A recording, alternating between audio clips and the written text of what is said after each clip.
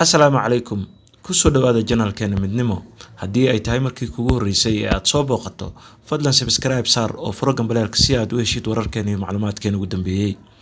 Waxaan halkan idinkugu soo gudbin doonaa taariikh nololeedka ra'iisul wasaarihii hore Allah u naxariistay Nuur Xasan Nuur Cadde oo dhawaan ku geeriyooday magaalada London. Ra'iisul wasaarihii hore ee Soomaaliya Nuur Xasan Xuseen Nuur Cadde ayaa shalay ku geeriyooday magaalada London ee dalka Ingiriiska isagoo 82 sano jir ah.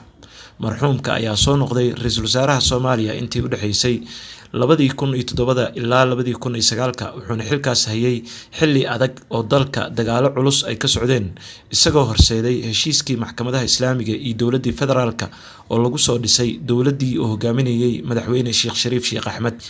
Nuur Cadde ayaa isbitaalka King's College ee magaalada London ugu geeriyooday cudurka coronavirus oo muddo 2 toddobaad ah uu la xanuunsanayay isagoo shalay 7 subaxnimo xilliga magaalada Muqdisho u geeriyooday. Haddaba maxaan ka xasuusanaa Allah u naxariistay taariikhda Nuur Cadde. Nuur Xasan Xuseen oo loo yaqaan Nuur Cadde waxa uu ku dhashay magaalada Muqdisho sanadkii 1938 markii uu soo barbaarayna waxa uu ku biiray ciidankii ilaalinta canshuuraha Soomaaliyeed sanadku markuu ahaa 1954 kadibna waxa uu ku soo wareegay ciidanka booliska Soomaaliyeed oo la aasaasay sanadkii 1965. Cornel Nuur Cadde waxbarashadiisa waxa uu ku soo qaatay wadanka gudihiisa iyo dibaddiisa gaar ahaan kulliyadda sharciga ee jaamacadda ummadda, macadka sare ee booliska adduunka USA Washington iyo macadka sare oo ku takhasusay sharciyada la xiriira baarista dembiyada, ilaalinta canshuuraha iyo shuruucda caalamiga ah.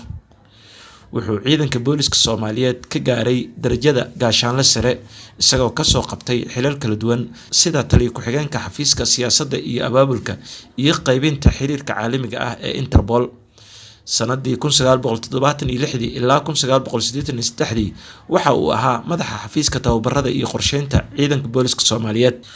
wuxuu Nuur Cadde ka mid noqday mutadawiciinta ka tirsanaa Bisha Cas ee Soomaaliyeed kadibna waxaa loo doortay xubin guddiga fulinta ee ururka. wuxuu dagaaladii sokeeye kadib noqday xogayaha guud ee hay'adda Bisha Cas ee Soomaaliyeed oo 17 sano ah u hayay xilkaasi ilaa 2007. Cornel Nuur Cadde wuxuu lahaa khibrad shaqo iyo maamul muddo ka badan 50 sanadood. wuxuu madax ka soo noqday qaybaha ugu muhiimsan ee taliska ciidanka booliska Soomaaliyeed muddadii u dhaxaysay 1965 ilaa 1990. xilligii ay dagaalada sokeeye aafayeen dhammaan bulshada Soomaaliyeed waxa uu kaalin weyn ka qaatay badbaadinta shacabka Soomaaliyeed ee waxyeelada ka soo gaartay dagaalada sokeeye. wuxuu hormuud u ahaa ururka Bisha Cas ee Soomaaliya oo kaalin weyn ka qaatay gargaarkii ummadda Soomaaliyeed loo fidiyay xilligii dagaalada sokeeye iyo macluusha, iyadoo ay Bisha Cas maamuleysay isbitaalada waaweyn sida Madiina Hospital, Kaysaney iyo Garowe iyo sidoo kale Baydhabo Hospital. waxa kale oo ay maamuleen 49 xarumood ee caafimaadka hooyada iyo dhallaanka. November 2007 ayuu madaxweyne Cabdullaahi Yuusuf u magacaabay ra'iisul wasaaraha dawladdii ku meel gaarka ahayd ee Soomaaliya.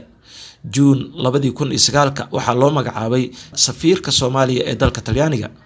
Nuur Cadde wuxuu ahaa nin lagu yaqiinay deganaan, daacadnimo iyo howlkarnimo isagoo dadkii la soo shaqeeyay ay ku xasuustaan sidii uu nadiifka uga ahaa musuqmaasuqa.